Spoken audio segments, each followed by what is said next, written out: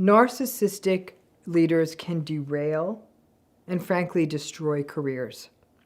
Some people may entirely leave industries because of it. Others may find that the stress and mental health impacts meant long-term disability and burnout. Others may feel like it is a replay of early childhood dynamics or a parallel to what is happening in their narcissistic relationships at home.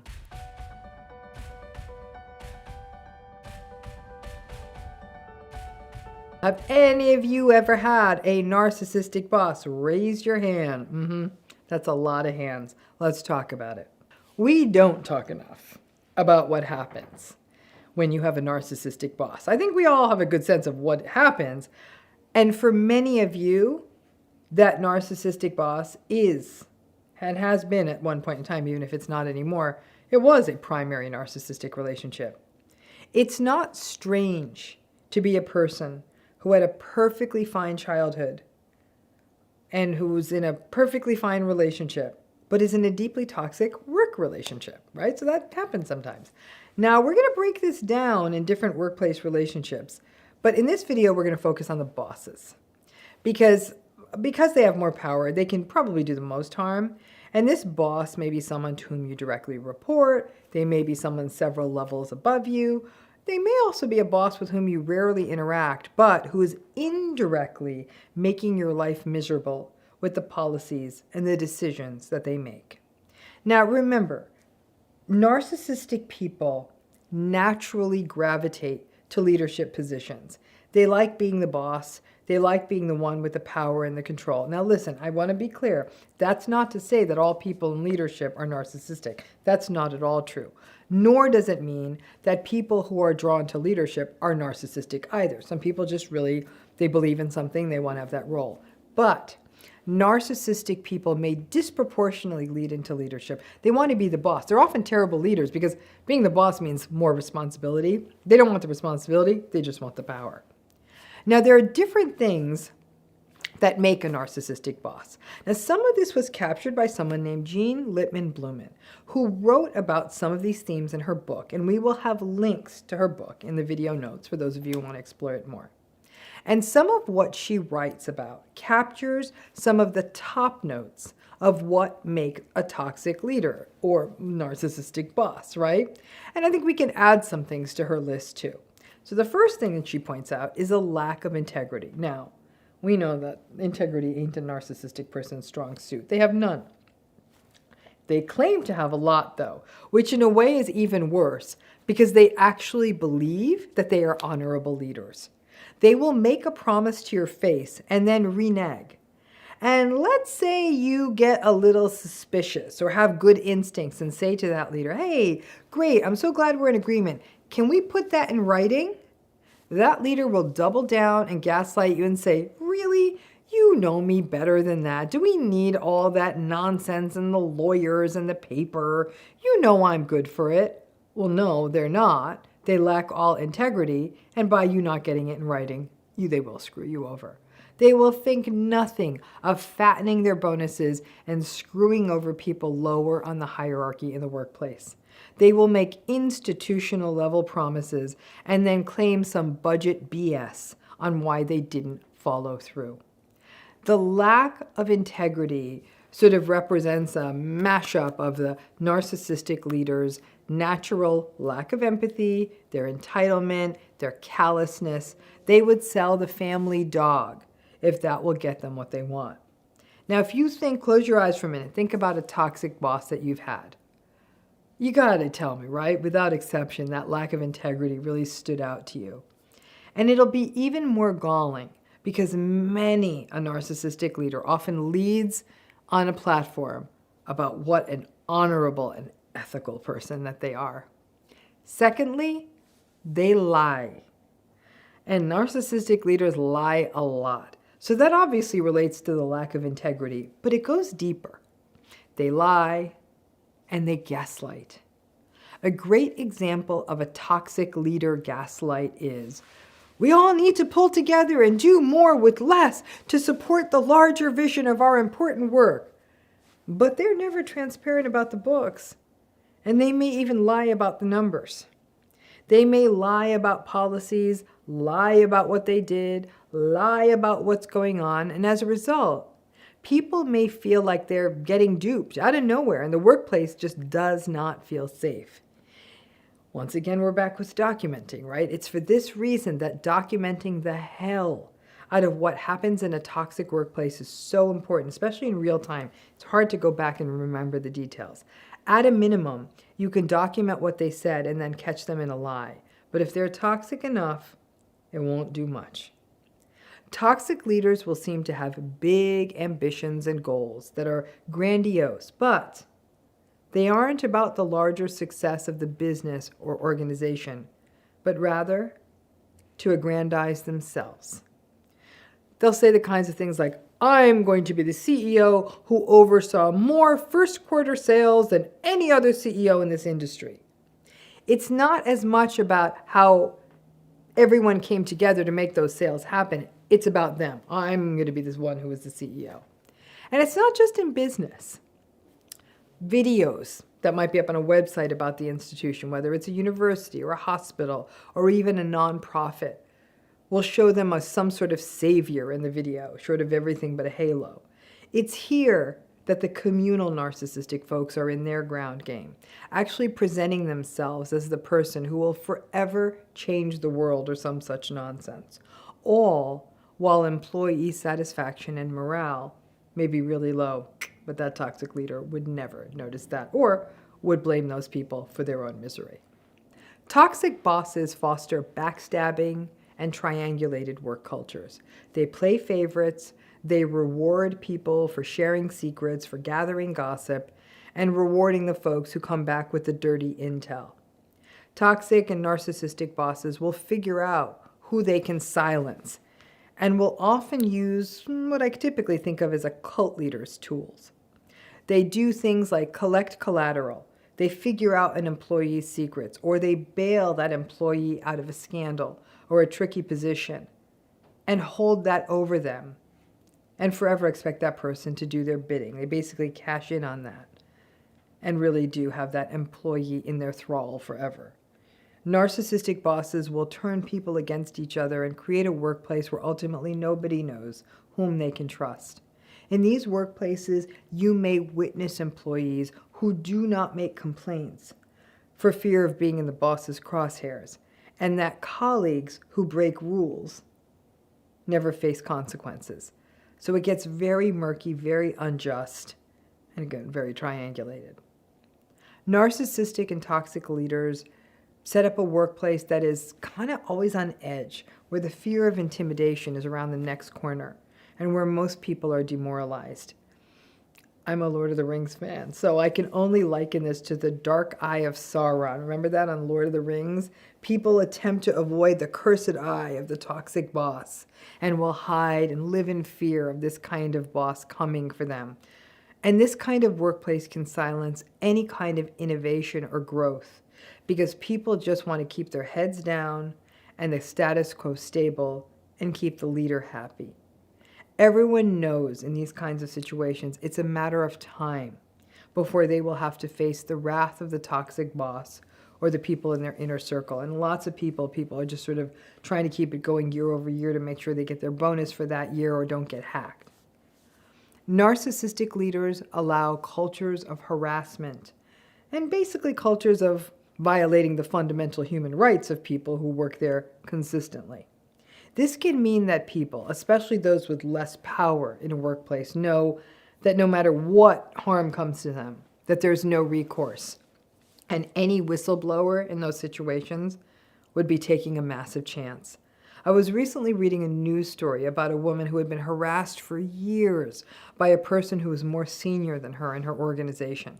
She put in numerous complaints, and various people in the organization just simply doubted her, despite there being a documented history on the perpetrator's past history of perpetration, both in his personal life and in the workplace. The leadership was so focused on giving this perpetrator a second chance, and it makes you wonder what the guy at the top of that place was trying to hide, that this woman had to, that woman and others in that workplace had to endure this guy's abuse for years. He kept getting away with it and getting more and more emboldened. Narcissistic leaders don't know how to give feedback. Instead of feedback focused on what you need to improve or how you are doing, the criticism from a toxic narcissistic leader tends to be personal and cruel. This can feel awful because not only do you have no idea what will lead you to succeed or improve, but you are just left feeling horrible about yourself. And because of their inappropriate boundaries, it would not be unusual for them to even share their negative feedback about you with other people. Toxic and narcissistic leaders also don't sort of bring up or advance other people in the organization. They may have their minions and their enablers, but what they don't have are people who could step into important roles. Narcissistic and toxic leaders often want a lot of space between them and the next level down. They are not open with information in a way that someone else could fully understand how the organization runs. It's almost like everyone just has a piece of the story about how the business or organization runs, so it allows that narcissistic leader to remain squarely in control. It may seem like there are people that narcissistic leader favors, but make no mistake, even when they do, those people that they favor are simply the people who do their bidding. And they are not the people who are being prepared for bigger roles. No one is getting prepared for a bigger role. And if there is a narcissistic leader, anyone who is not a source of supply, who is not the leader's cheerleader or enabler or flying monkey, will not have access to any opportunities for growth or advancement, no matter how excellent they are. Narcissistic leaders future fake and move the goalposts. Back to what we already said, it's because they lack integrity and they lie and they're grandiose. And they don't follow through. And they may keep you on the chain by a promise of new opportunities or other things that you're hoping for. If you're just patient and gut it out for one more quarter, one more year, and they do this to everyone. Work more, and then there might be more raises or bonuses. You just got to work harder with less for a little while. And then there are those promises of those resources coming or more staff if you just tough it out. But the promises never materialize, and nothing was ever in writing, and you can't get that year back. Narcissistic and toxic leaders also do things like love bomb, basically, especially if they're trying to hire or recruit you for a position. And they'll tell you nonsense about how it's all a family and blah, blah, blah. And you may actually really believe it, especially if it's a company with a good reputation or in an industry that's really hard to break into, a high prestige industry. And the charm and the charisma of that narcissistic leader early on, or their accomplishments to date on paper or awards they've gotten, at least can leave you thinking for a time that you're lucky.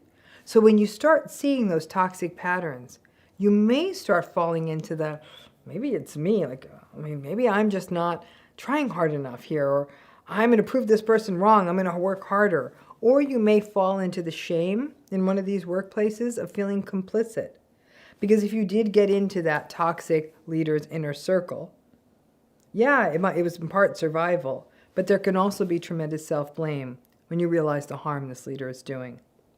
And narcissistic leaders foster cultures of mediocrity. No matter how hard they ride everyone, nobody wants to take risks. Nobody will get credit. You learn that your work will get stolen. And if you're too innovative, well, that's going to threaten the narcissistic leader's fragile ego. Over time, the mediocrities who align with the narcissistic leader and become their yes people are the ones who are sort of advanced or get more airtime and empty titles or better office space. But because more and more mediocrity is being supported and advanced, what was perhaps once a place you were proud to work in becomes sort of basic and hollow. Narcissistic leaders can derail and frankly destroy careers. Some people may entirely leave industries because of it. Others may find that the stress and mental health impacts meant long-term disability and burnout. Others may feel like it is a replay of early childhood dynamics or a parallel to what is happening in their narcissistic relationships at home. But make no mistake, these toxic narcissistic bosses often run roughshod for years, while boards of directors and trustees and other leaders, who the narcissistic leader may have managed to charm and trick, or just other stakeholders, keep giving them a free pass, a second chance, and emboldening them more and more and more. You're kidding yourself if you think you can outlast the narcissistic leadership. At some point, the toll on you will be so great that the time served is no longer worth it. So you got to ask yourself, do I want to stay in this and keep serving over pieces of my soul every single year, or do I want to get out? If you're lucky, you might be in one of those cases where the narcissistic boss leaves on your watch. Most people aren't that lucky. Everyone talks about the toxic bosses, but it's the toxic colleagues are tough, right? These are the people who are at your level, who don't really have power over you, who don't report to you either, right? These are people who might be at your level of training, seniority, expertise. And yes, they present unique challenges in the narcissistic workplace world. They may more easily be the wolf in sheep's clothing in a way, because with a colleague, you may not hold back the way you would with people who report to you, but you also may not be as careful as you might be with a boss or a manager or a more senior leader. There may be more of a, I'm going to let my hair down with this person because, yeah, we can hang as colleagues. You perceive them as more of an equal within the institution or place you work. Anyone who has ever had toxic or narcissistic colleagues may reflect on how those colleagues made the day-to-day of the job absolutely miserable, and even more miserable than, for example, if you don't have to deal with a boss every day, which may be the case. Sometimes you have to deal with colleagues every day, boss is more occasional. So let's break down some of the ways that a narcissistic colleague can affect you in the workplace and some of the signs to look out for. So first, they will throw you under the bus. Not that they might, they will.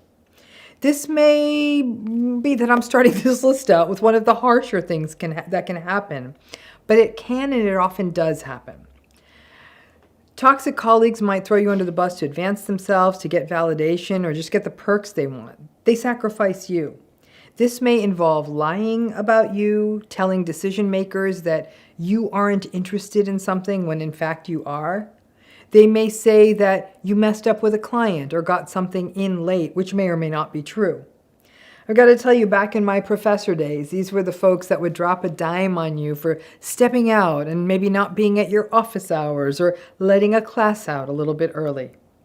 It makes sense, right? It's manipulative for them to do this. It gets them what they want. It puts them above you and in a more superior position. And they don't care that you're being harmed, so you simply become a pawn in their larger ambitions. Second, they withhold information. Now, any of you who has ever worked with narcissistic or toxic colleagues will remember how they would somehow forget to tell you something really important or just tell you part of something. But whatever it is, they were withholding information you would need. And maybe you missed that information because you were out sick, you were out in the field, you had another thing to do, you were doing something else that had to get done and you showed up late to the Zoom meeting.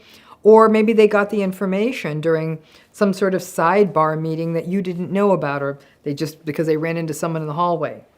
And that withheld information may mean that you miss a deadline, or you do something you didn't need to do and waste time, or that you may not learn about a new policy or a schedule change.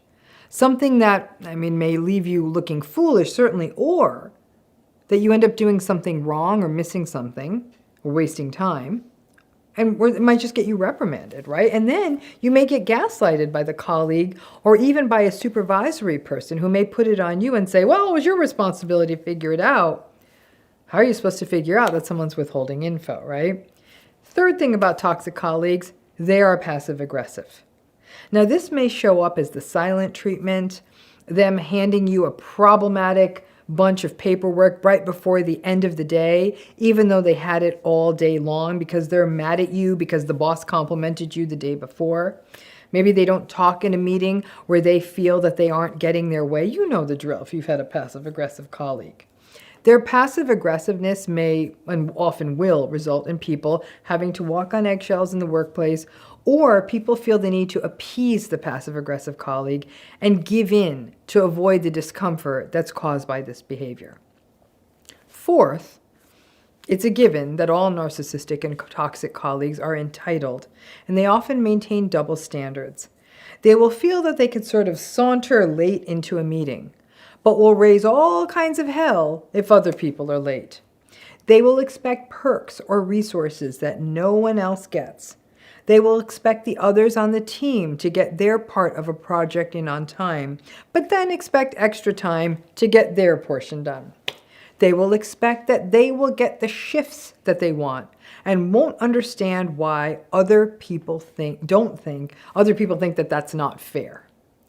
If you have a toxic colleague, you know that their entitlement is a core feature. And initially, you may have thought, wow, okay. And the hypocrisy can be quite astounding. You almost think like they're going to sort of break out of it and laugh at it and like it's a joke. It's not a joke. They may pull stunts like yammering on about how everyone needs to pull their weight, but then make a fuss if they are asked to do as much work as others or show up as much as everyone else has to. They may fight for everyone to have to work back in the office, but then expect to be allowed a hybrid approach when it works for them. Fifth, toxic colleagues are very likely to steal your work or take credit for it. Now, this can sometimes be in-your-face stuff, literally putting their name on a report that you wrote or claiming that, or taking credit for that they closed a sale that they did not close. Often it's quite a bit more subtle. You start talking in meeting about something you did, and they jump on and claim it was both of you doing it together or that they had contributed a lot. They may talk to a boss or to leadership and present work that you largely did as work that was equally shared.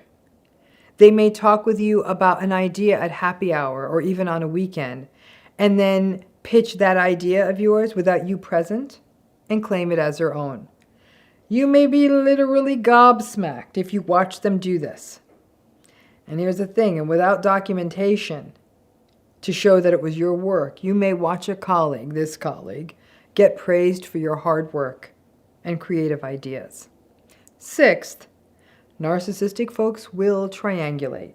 Narcissistic and toxic folks are masterful at this, and this triangulation can go up or down.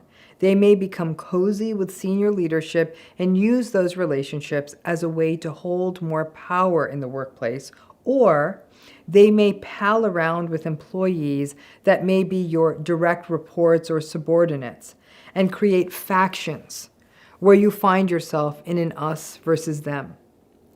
Toxic colleagues will put extra time into fostering relationships with whomever they need in the workplace so they can hold more power than others at their same level. And they will stop at nothing. They will attempt to foster social relationships outside of work with these other people or use other relationships they may have. For example, someone they meet in church or other religious communities that you work with, or because their kids go to school with the boss's kids. Whatever it may be, they will find a way in. And once they do that, they will craft a relationship with these folks that will give them a marked advantage and positions them in a way so that they can harness these relationships with others in the workplace to their advantage. Seventh, toxic colleagues will be able to get intel from you under the guise of you guys being pals. The toxic colleague, again, because you're at similar levels, may foster a sense of friendship in a manner that can be disarming. And as a result, you may let down your guard. They will build trust with you. It'll feel safe because you're at the same level. You may not, again, hold your guard the way you would, or hold back the way you would, maybe with a more senior colleague, nor will you be as perhaps careful as you would be with someone who reports to you.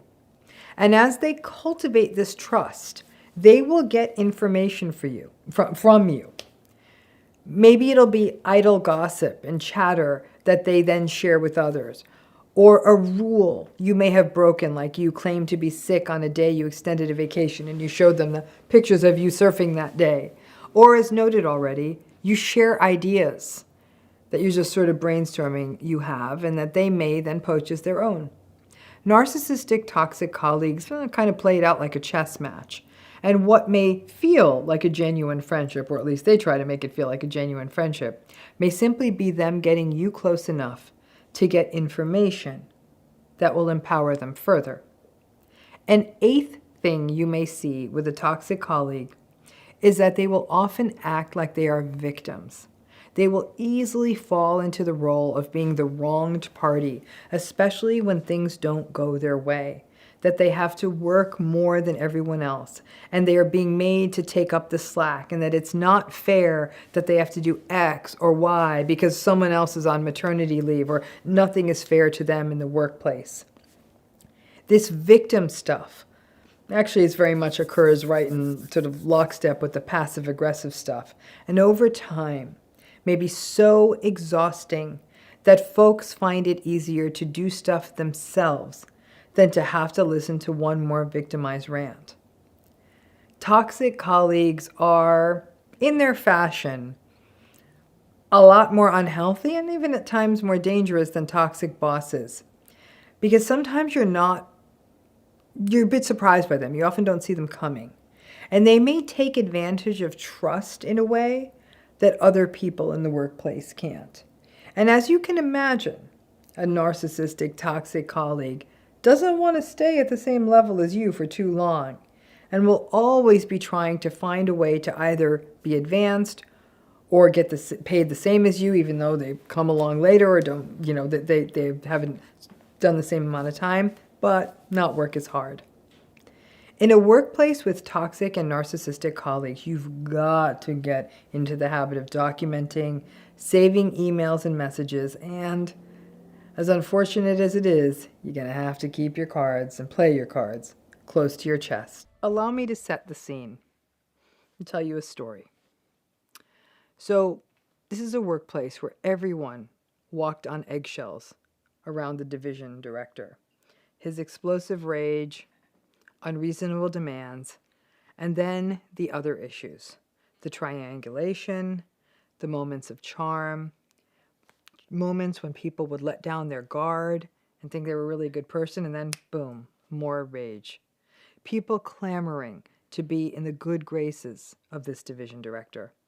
And people in the workplace were not only afraid of this director, but they also knew that there was a fair amount of paranoia in the workplace, with people always wondering who was even safe to talk to. People in this particular workplace setting were having trouble sleeping. They were always on edge.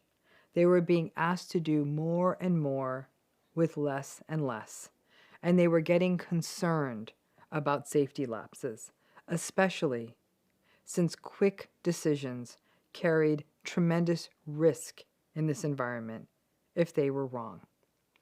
This job that they had in this particular industry and in this particular company was considered a great job, a real stepping stone, a sort of reputation maker, and it even paid well. So a lot of people were thinking, nobody screws this up. All jobs are tough, but this is actually one that people want. But on one particular day, the perfect storm finally hit. The division director was walking around incensed. Budgets were getting cut. Everyone was already stretched thin and tired. Two of the managers who reported to the division director walked out. There was a major deadline that Friday, and everyone assumed that the fix on the computer system that they required had been addressed by someone else. But they were also aware that getting this thing fixed was coming in over budget, and everyone was too afraid to tell the division director. By the close of business Friday, the entire system had been breached. And the result of this failure was actually some decisions that were made by different people in this group that resulted in massive liabilities and such high financial costs and loss of reputation that the company ended up crashing and everyone lost their jobs. So here's the question, and you can drop your answer in the comments. Who was to blame? This story is a composite of multiple workplace examples, and yeah, culminates in a slightly more dramatic example. But this kind of issue repeats in small and big ways in every day in workplaces all over the world. When we talk about narcissistic workplace issues, we often talk about communication and self-protection and workplace gaslighting. One thing we often miss is the danger of the anxiety about setting off a narcissistic boss and the associated fear and eggshell walking and the damage that does in the workplace. To work with a narcissistic colleague, and definitely with a narcissistic manager or boss, is psychologically difficult in every way.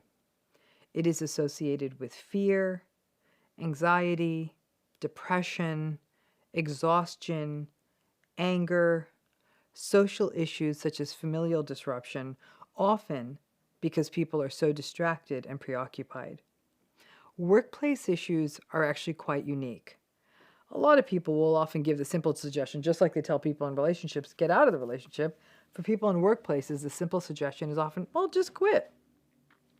But that may not be easy or even possible, for example, for people who are living paycheck to paycheck and who haven't found a new job, or people in small industries where it is hard to look for a job without everyone knowing, or people working in more highly salaried jobs that can be harder to replace, or people who live in regions of the country or of the world where there aren't a lot of employment options, or people who have put in 20 or 30 plus years and have earned into a pension or something, a system like that, or people who are staying in a job for insurance benefits for them and for their families. So people can't always just quit. Most of us need to work and pay the bills. So as a result, many people stay a long time in toxic jobs. But this video is meant to take on something very specific: the stress, the strain, exhaustion, bandwidth depletion, anxiety, helplessness, and hopelessness induced by narcissistic abuse from working with toxic people, that it can actually be dangerous. So I'd love to hear from you. Drop a comment. Have you ever been in a toxic workplace or had a toxic boss?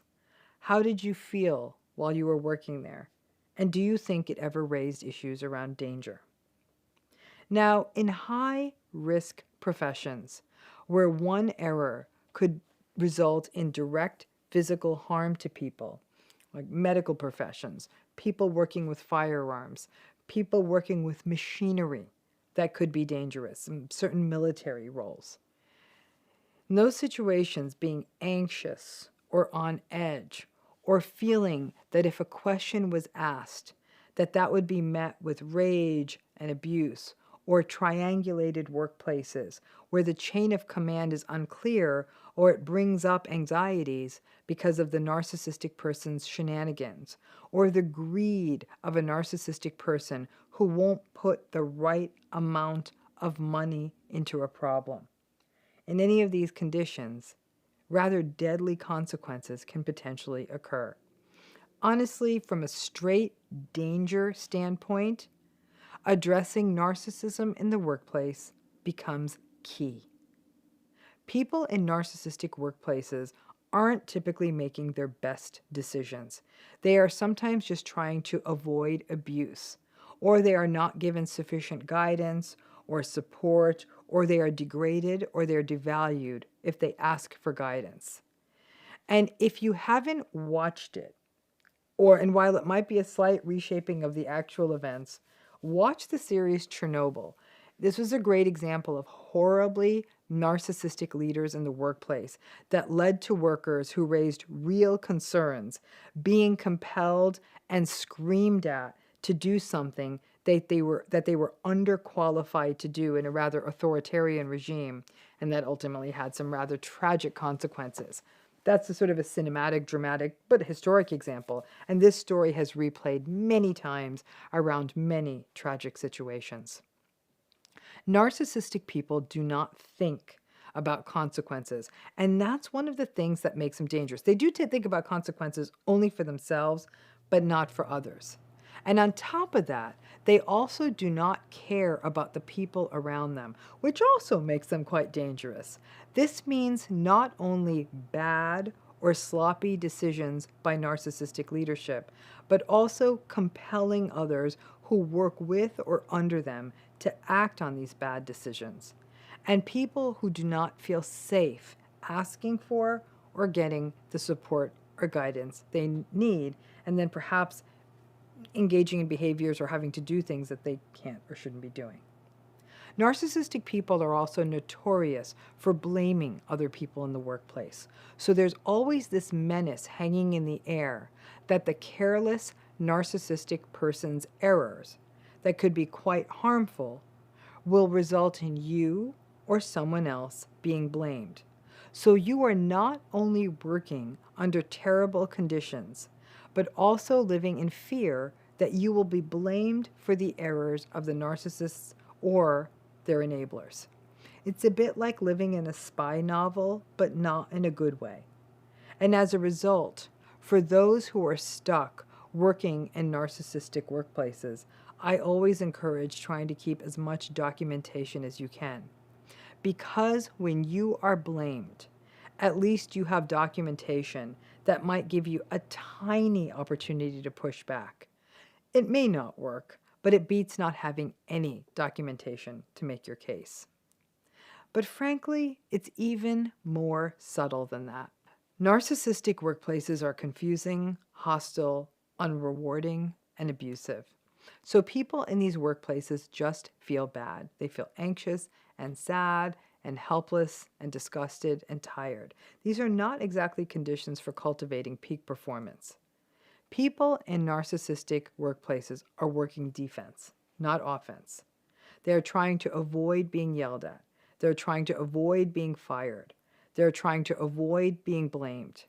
And when we work from a place of avoidance and exhaustion and fear, we make mistakes.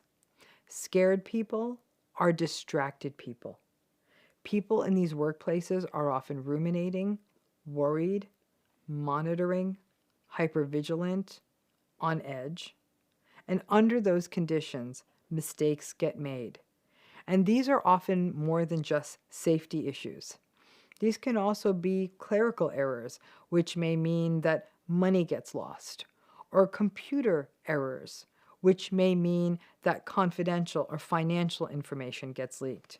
These may be communication errors, which may mean that new clients or opportunities get missed. The list of issues is endless. Narcissistic workplaces aren't just about people being frustrated by working with an abusive, entitled, manipulative person or people. It's about real psychological harm that can result in real errors that can destroy careers, destroy workplaces, or actually bring real physical harm to other people.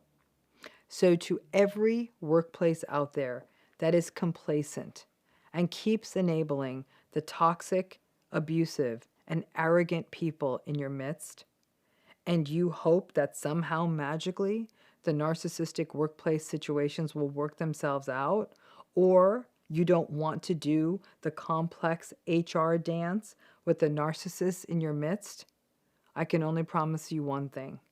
This will come back and bite you. Let's just hope that nobody gets hurt. If you did find this video helpful, with helping you manage or understand, especially workplace narcissistic issues, please give this video a thumbs up, and would love to also read your comments about your experiences working in narcissistic workplaces. How did you cope? What did you learn? And again, was it dangerous? Thanks again, and look forward to bringing you more content. Bye.